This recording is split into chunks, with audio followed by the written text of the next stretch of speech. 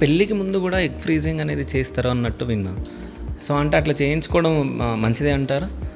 Egg freezing గురించి అయితే there is no need for debate actually. Egg freezing is very good.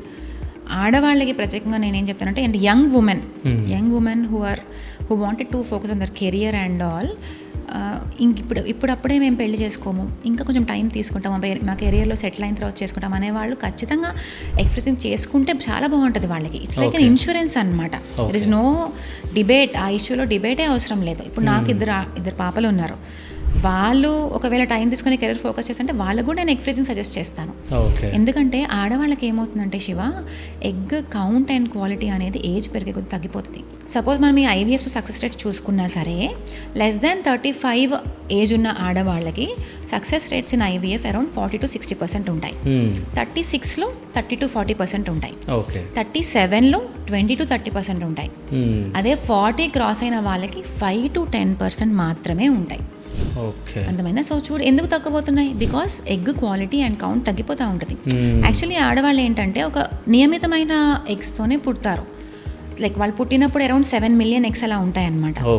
వాళ్ళు puberty అంటే like వచ్చేటప్పటికి ఆ ఎగ్స్ అనేవి కౌంట్ ఆల్మోస్ట్ కొన్ని ల్యాక్స్లోకి వచ్చేస్తాయి.